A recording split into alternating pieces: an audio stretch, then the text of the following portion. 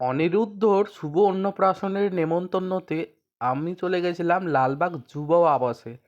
আর খাবার টেবিলে বসার পর প্রথমেই দিল পনির সাডে, তারপরে দিল কিষান সস, তারপরে রয়েছে এখানে গ্রিন স্যালাড।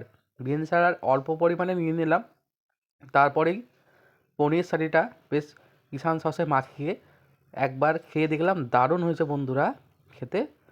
আর তারপরে চলে আসলো বন্ধুরা কড়াইশুঁটির গরম গরম ফুলকো ফুলকো কচুরি, এক পিস নিয়ে নিলাম। তার সাথে চলে আসলো চানা মশলা।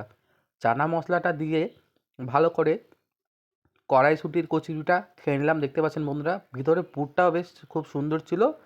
আর ছোট্ট করে বাইটে খেয়ে দেখলাম দারুণ। তারপরে বন্ধুরা আসলো রাইস, ফ্রাইড রাইস। এটা আলাদা ধরনের একটা ছিল, খুব সুন্দর লাগছিল খেতে। তারপরে আসলো বন্ধুরা ছানার ডালনা। ছানার ডালনা 2 পিস মতো নিলাম, ছানার ডালনা খেতে আমার খুব ভালো লাগে। তারপরে আসলো বন্ধুরা এখানে আপনাদেরকে দেখাবো স্টিম রাইস। স্টিম রাইসটা অল্প পরিমাণে নিয়ে নিয়েছিলাম। স্টিম রাইসের সঙ্গে আসলো আপনার ভেজ ডাল। এখানে মুগের ডাল রয়েছে, আমি অল্প পরিমাণে নিয়ে নিয়েছিলাম মুগের ডাল। এরপরে আসলো বন্ধুরা এঁচোড় চিংড়ি। এঁচোড় চিংড়ি এখন প্রত্যেকটা বিয়ে বাড়িতেই এবং অনুষ্ঠান বাড়িতে কমন। এঁচোড় চিংড়ি নিয়ে নিয়েছিলাম। এরপরে আসলো বন্ধুরা গরম গরম মাটন কষা।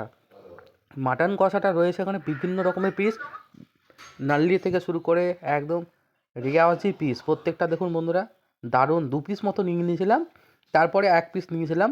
আর গ্রেভি দিয়ে ভালো করে দারুণভাবে খেয়ে নিলাম মাটন কষা। রান্না প্রত্যেকটা খুব সুন্দর হয়েছিল বন্ধুরা। মাটন কষা খেতে কেমন লাগে অবশ্যই কমেন্টে জানাবেন। তারপর চাটনি আমের। তারপরে চলে আসলো বন্ধুরা সন্দেশ। সন্দেশ 2 পিস মতো নিয়েছিলাম। তারপরে আসলো বন্ধুরা বড় বড় রসগোল্লা। রসগোল্লা 1 পিস নিয়ে নিলাম। তারপরে আসলো বন্ধুরা ক্ষীরের কুলফি। ভিডিওটি ভালো লাগলে অবশ্যই লাইক শেয়ার করবেন।